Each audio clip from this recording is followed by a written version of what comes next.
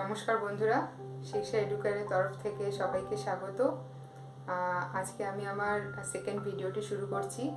তো আমরা আগের ভিডিওতে তোমরা দেখেছো আমি দেখিয়েছিলাম নতি মানে ইনক্লিনেশন কাকে বলে, স্লোপ বা প্রবণতা কাকে বলে। আমি এটাও দেখিয়েছিলাম থিটা যদি সূক্ষ্মকোণ বা স্থূলকোণ হয় দুটোর ক্ষেত্রেই প্রবণতা মানে ট্যান থিটা হচ্ছে y2 minus y1 by x2 minus x1, তোমরা দেখেছো। তো আজকে আমার সেকেন্ড ভিডিওর ফার্স্ট টপিকটা হচ্ছে এক্স অক্ষের সমীকরণ। তো তোমরা দেখো, তো এক্স অক্ষের সমীকরণ যদি আমরা বলি তাহলে দেখো, আমরা যদি এক্স অক্ষ আর ওয়াই অক্ষ টেনে নিই, দেখো আমরা এক্স অক্ষের উপর যদি আমরা যে কোনো বিন্দু নিই তাহলে কি হচ্ছে, ধরো আমি একটা বিন্দু নিলাম 2 0 আর এটা 5 0।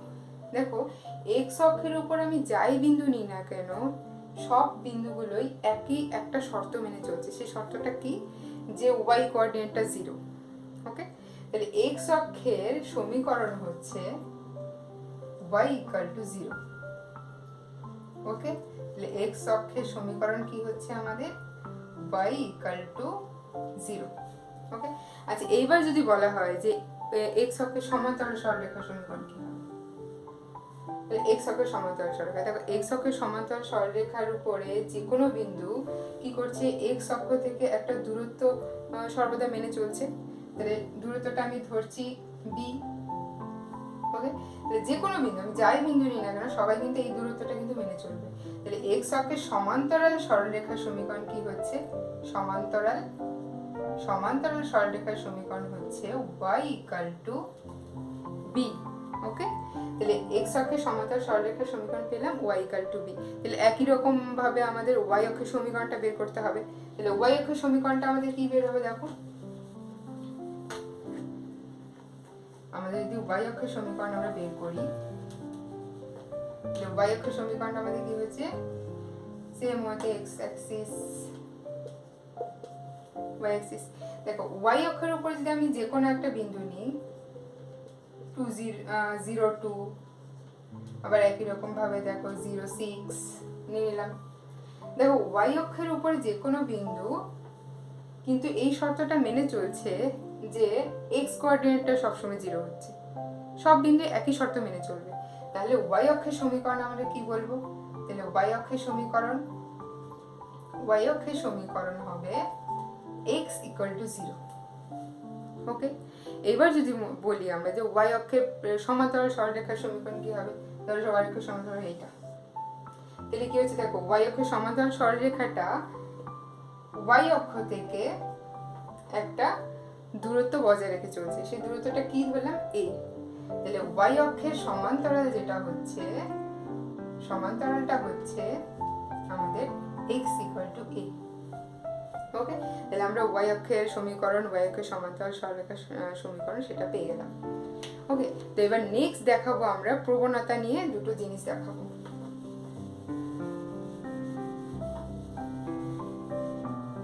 আচ্ছা এবার দেখছি আমরা যে x অক্ষের প্রবণতা কত বা x অক্ষের সমান্তরাল সরলরেখার প্রবণতা কত। আচ্ছা এবার বলো x অক্ষটা x অক্ষের সাথে কত কোণে নত আছে, 0 ডিগ্রিতে। তাহলে x অক্ষের প্রবণতাটা কত হচ্ছে, তাহলে থিটা যদি 0 হয় তাহলে tan থিটা কত, মানে tan 0 ডিগ্রি কত, 0। তাহলে এই 0টা কার প্রবণতা হচ্ছে, x অক্ষের। এবার আমি যদি বলি যে x অক্ষের সমান্তরাল সরলরেখার প্রবণতা কত, তাহলে x অক্ষের সমান্তরাল সরলরেখা এইটা। তাহলে এবার দেখো x অক্ষের সমান্তরাল সরলরেখাটা x অক্ষের সাথে কত কোণে নত রয়েছে, 0 ডিগ্রিতে। তাহলে একই রকম ভাবে আমি বলতে পারবো যে x অক্ষের সমান্তরাল সরলরেখার প্রবণতাও আমাদের কত হচ্ছে, 0 ডিগ্রি। ওকে, তাহলে x অক্ষের সমান্তরাল সরলরেখার প্রবণতাও হচ্ছে আমাদের 0 ডিগ্রি। এবার আমরা y অক্ষ নিয়ে বলবো। ওকে, আচ্ছা এবার ধরো এটা y অক্ষ। এবার ধরো y অক্ষটা x অক্ষের সাথে কত কোণে নত রয়েছে, 90 ডিগ্রিতে। তার মানে থিটাটা হচ্ছে 90 ডিগ্রি। তাহলে tan 90 কত, tan 90 হচ্ছে আমাদের অসংজ্ঞাত। তার মানে y অক্ষের প্রবণতা অসংজ্ঞাত, বা আমি যদি বলি y অক্ষের সমান্তরাল যে কোনো সরলরেখা সেটাও x অক্ষের সাথে আমাদের কত কোণে থাকবে, 90 ডিগ্রিতে থাকবে, তাহলে তারও প্রবণতা হবে আমাদের অসংজ্ঞাত। ওকে, তো নেক্সট আমি যেটা দেখাবো সেটা হচ্ছে সরলরেখার বিভিন্ন আকার। তো সরলরেখার বিভিন্ন আকারের মধ্যে আমাদের প্রথমেই থাকছে প্রবণতা ছেদিতাংশ আকার। তো দেখো প্রবণতা ছেদিতাংশ আকারটা আমি x অ্যাক্সিস টেনে নিলাম আর y অ্যাক্সিস টেনে নিলাম। আচ্ছা, এবার এই সরল রেখাটা আমি যেটা টানলাম সেটা হচ্ছে এরকম। ওকে, এটা সরল রেখা। দেখো এটা মূল বিন্দু থেকে y অক্ষের উপরে কিছুটা অংশ ছেদ করেছে, সেই ছেদটা আমি ধরলাম c। আচ্ছা, এবার আমি এই সরল রেখার উপরে একটা পয়েন্ট ধরে নিচ্ছি, বিন্দু ধরে নিচ্ছি xy। ওকে, আচ্ছা, এবার এই P থেকে পারপেন্ডিকুলার লাইনটা আনলাম PM। আচ্ছা, এবার বলো আমি C থেকে পারপেন্ডিকুলার লাইনটা আনলাম এটা CN। তাহলে এই অ্যাঙ্গেলটা যদি থিটা হয় তাহলে এই অ্যাঙ্গেলটাও আমাদের থিটা। এবার বলো এইটুকু যদি C হয় তাহলে MN পোরশনটাও C। আচ্ছা, এবার এটা যদি বিন্দু XY হয় তাহলে এইটা হবে আমাদের X আর এইটা হচ্ছে পুরোটা Y, আর এই MN পোরশনটুকু হচ্ছে আমাদের C। তাহলে এইটুকু পোরশন PN পোরশন কতটুকু হচ্ছে, PN হচ্ছে আমাদের Y - C, Y - C। তাহলে এবার আমরা এই ট্রায়াঙ্গেলটা নিয়ে কাজ করব। ট্রায়াঙ্গেল CPN, তাহলে ট্রায়াঙ্গেল CPN নিয়ে যদি কাজ করি তাহলে হয়তো tan থিটা কত হচ্ছে, tan থিটা হচ্ছে আমাদের লম্ব বাই ভূমি, তার মানে y - c বাই এই পোরশনটুকু x, তাহলে x। ওকে, আচ্ছা, এবার আমরা tan থিটা মানে জানি m, রিপ্রেজেন্ট করি m দিয়ে, তাহলে m = y - c by x। তাহলে এখান থেকে আমরা পেয়ে যাচ্ছি কত, y = mx + c, যেটা হচ্ছে আমাদের সরলরেখার সমীকরণ প্রবণতা ছেদিতাংশ আকার, যেখানে mটা হচ্ছে প্রবণতা আর cটা হচ্ছে আমাদের ছেদিতাংশ। ওকে, আচ্ছা, এবার তোমাদের কোশ্চেন মনে আসতেই পারে যে সিটা যদি নেগেটিভ হয়, সিটা কখন নেগেটিভ হবে, এটা আসতেই পারে, বা সিটা কখন 0 হবে। তাহলে আমরা সেই কেসগুলো দেখাচ্ছি একটু। সেই কেসটা যদি আমি দেখাই, দেখো আমি সরলরেখাটা x নিলাম, y নিলাম। ওকে, আচ্ছা, এবার এরকম যদি হয় যে এরকম হলো সরলরেখাটা, তাহলে দেখো এই সরলরেখাটা x অক্ষের নেগেটিভ দিক থেকে আমার অংশটা ছেদ করেছে, তাহলে এখানে সিটা কি আমার নেগেটিভ। তাহলে এই সময় এই কেসে কিন্তু আমাদের সরলরেখার যে ছেদিতাংশ আকারটা হবে সেটা কি হবে আমাদের y = mx - c। ওকে, তাহলে এই সময়টা আমাদের কি হবে, y = mx - c। আচ্ছা, এবার যদি বলে যে c কখন 0 হবে, c কখন আমাদের 0 হবে, ধরো আমি সরলরেখাটা নিচ্ছি এরকম ভাবে, দেখো সরলরেখাটা কোথা দিয়ে গেছে, মূল বিন্দু দিয়ে গেছে। তো মূল বিন্দু দিয়ে যাওয়া মানে এর কোনো ছেদিতাংশ নেই, তার মানে সিটা ইজ 0। তাহলে সি যদি 0 হয় তাহলে আমার সরলরেখার সমীকরণটা y = mx। আর আরেকটা কথা বলে দিচ্ছি, দেখো এই সরলরেখাটা 0 0 বিন্দু দিয়ে পাস করেছে। ওকে, তাহলে 0 0 মানে হচ্ছে আমাদের মূল বিন্দু। দেখো তুমি y এর জায়গায় 0 বসাও, x এর জায়গায় 0 বসাও, তাহলে এই সমীকরণটা আমাদের সিদ্ধ করছে। তার মানে ডেফিনেটলি আমরা বলতে পারছি যে y = mx হচ্ছে সেই সমস্ত সরলরেখার সমীকরণ যারা হচ্ছে মূলবিন্দুগামী। ওকে, চলো তাহলে আমাদের নেক্সট হচ্ছে বিন্দু প্রবণতা আকার। ওকে, আচ্ছা, এবার বিন্দু প্রবণতা আকারে আমরা সেম ওয়েতে x অক্ষ আর y অক্ষ টেনে নিলাম, একটা সরলরেখা নিয়ে নিলাম। আচ্ছা, এবার এই সরলরেখার উপরে আমাদের P1 একটা বিন্দু ধরে নিলাম, x1 y1। আচ্ছা, যেটা কিন্তু নির্দিষ্ট বিন্দু। আর Pটা হচ্ছে আমাদের যে কোনো বিন্দু, তাহলে পিটা হচ্ছে কি এক্স ওয়াই বিন্দু। তাহলে এবার P1 থেকে আর P থেকে লাইন টেনে নিলাম। আচ্ছা, এটা M টানলাম, N টানলাম। আচ্ছা, এবার এটা যদি মূলবিন্দু হয় তাহলে এটা হবে আমাদের x1 আর এটা হবে আমাদের y1, আর এইটা হচ্ছে আমাদের x আর এটা হচ্ছে আমাদের y। OM টা হচ্ছে x1 আর এখানে ON টা হচ্ছে আমাদের x। ওকে, আচ্ছা এইবার দেখো আমাদের তাহলে এখান থেকে P1 থেকে পারপেন্ডিকুলার লাইন টানা হলো, এটা আমি ধরলাম r, তাহলে সেম ওয়েতে এই অ্যাঙ্গেলটাও থিটা হবে। আচ্ছা, এবার দেখো mn টা কত? mn হচ্ছে ON minus OM, তাহলে mn টা হচ্ছে আমাদের x minus x1, আর PR টা কত?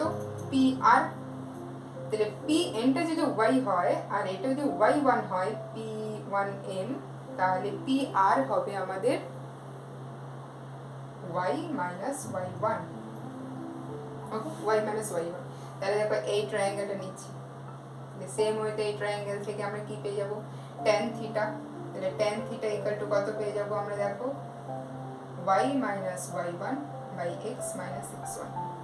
সেম ওয়েতে tan থিটাটাকে আমরা m ধরে নেব, তাহলে পেয়ে গেলাম কি m equal to y minus y1 by x minus x1। ওকে, আচ্ছা তাহলে এবার আমরা যদি এটাকে সাজাই তাহলে কেমন হবে? y minus y1 into m into x minus x1। তাহলে এইটা হচ্ছে আমাদের সেই সরলরেখার সমীকরণ যেই সরলরেখাটা প্রবণতা হচ্ছে m আর x1 y1 একটা নির্দিষ্ট বিন্দু দিয়ে যাচ্ছে সরলরেখাটা। ওকে, আচ্ছা নেক্সট যেটা আমরা দেখব যে সরলরেখা দুই বিন্দু আকার। তো এখানেও তাই দেখো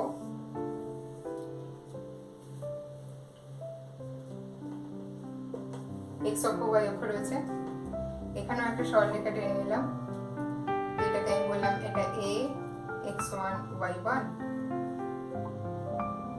b x2 y2, c হচ্ছে xy।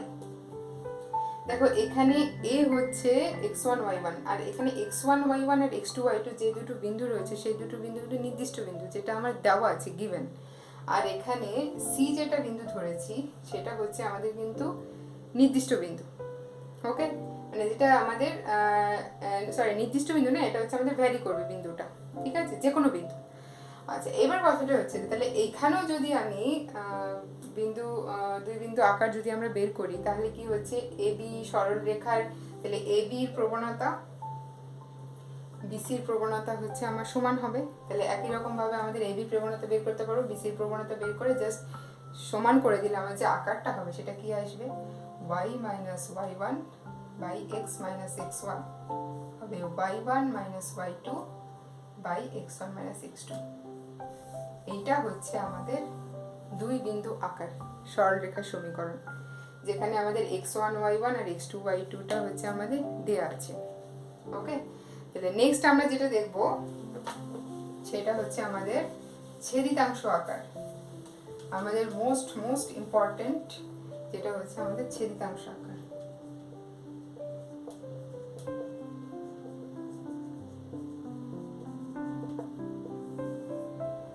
ছেদিতাংশ আকার, তাহলে দেখো একই রকম ভাবে x এটা হচ্ছে y, তাহলে এই সরলরেখাটা x অক্ষকে a বিন্দুতে ছেদ করেছে, y অক্ষকে b বিন্দুতে ছেদ করেছে। তাহলে এই x অক্ষ থেকে কতটুকু অংশ ছেদ করেছে? a অংশ, আর y অক্ষ থেকে ছেদ করেছে b অংশ। ওকে, তাহলে a বিন্দুটার স্থানাঙ্ক কত হবে? a, 0, b বিন্দুটার স্থানাঙ্ক হবে 0, b। তাহলে দেখো একই রকম ভাবে আমি এখানে একটা বিন্দু নিয়ে নিচ্ছি xy, p থেকে একটা লম্ব টানছি pm, p থেকে লম্বটা টানা হচ্ছে pm। এবার দেখো আমাদের ত্রিভুজ, এই বড় ত্রিভুজটা মানে OAB আর ত্রিভুজ PAM, এই দুটো ত্রিভুজ যদি আমাদের সদৃশকোণী ত্রিভুজ হয় তাহলে কি হবে? দেখো এই পোর্শনটুকু আমাদের কত? P বিন্দুটা হচ্ছে xy, তাহলে এই পোর্শনটুকু মানে OM হচ্ছে আমাদের x, তাহলে এটা হচ্ছে এক্স আর এটা হচ্ছে আমাদের ওয়াই। তাহলে আমাদের এ এম পোর্শনটুকু কত হচ্ছে এ মাইনাস এক্স, আর এটা তো ওয়াই থাকলো। তাহলে আমি এবার কম্পেয়ার করব, তুলনা করব। তাহলে কি হবে O B by P M, okay, আর O A by A M. তাহলে এবার ওবি কত, ওবি হচ্ছে আমাদের বি, পিএম কত, পিএম হচ্ছে আমাদের ওয়াই, ওএ কত, ওএ হচ্ছে আমাদের এ, এএম কত, এএম হচ্ছে আমাদের এ মাইনাস এক্স। এখান থেকে আমি যে আকারটা পাবো সেটা কি পাবো, X by A plus Y by B equal to 1। এটা হচ্ছে আমাদের সেই সরল রেখার ছেদিতাংশ আকার, যেখানে এক্স অক্ষ থেকে ছেদ করেছে এই অংশ আর ওয়াই অক্ষ থেকে ছেদ করেছে বি অংশ। ঠিক আছে, তাহলে তোমাদের এই সরলরেখার আকারটা কিন্তু তোমাদের অঙ্ক করার ক্ষেত্রে খুব খুব বেশি ইম্পর্টেন্ট। ঠিক আছে, এটা তোমাদের মনে রাখতে হবে। তো এবার নেক্সট যেটা আমার টপিক, যেটা আমি নেক্সট ভিডিওতে দেখাবো, সেটা হচ্ছে সরলরেখার অবিলম্ব আকার। তো এবার অবিলম্ব আকার করার আগে তোমাদের কাছে আমার একটা কোশ্চেন আছে, প্রশ্ন আছে। প্রশ্নটা কি, প্রশ্নটা হচ্ছে ধরো একটা সমকোণী ত্রিভুজ রয়েছে,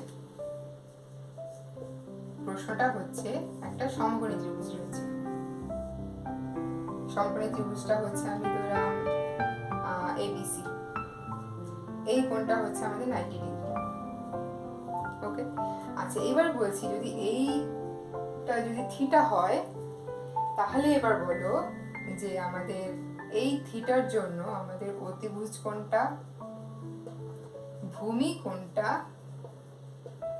আর লম্ব কোণটা, এটা শুধু আমাদের তোমাদের কাছে প্রশ্ন থাকলো, আমি নেক্সট ভিডিওতে বলবো। ঠিক আছে, আচ্ছা এবার যদি থিটা যদি এটা না হয়ে যদি এই অ্যাঙ্গেলটা যদি থিটা হয়, এই একই রকম ভাবে এবিসি এটা 90 ডিগ্রি, তাহলে এই অ্যাঙ্গেল, এই ত্রিভুজটার ক্ষেত্রে আমাদের অতিভুজ কি, ভূমি কি, লম্ব কি, এই তিনটে জিনিস শুধু তোমাদের কাছে প্রশ্ন থাকলো। যদি কোনো এটা ছাড়া যদি আর কোনো প্রশ্ন থাকে বা এটার জন্য তোমরা অ্যান্সার দিতে চাও, তোমরা আমার কমেন্ট বক্সে জানাও। ঠিক আছে, আশা করি তোমাদের ভালো লেগেছে বা ভবিষ্যতে ভালো লাগবে। ওকে, থ্যাংক ইউ, আজকে এই পর্যন্তই।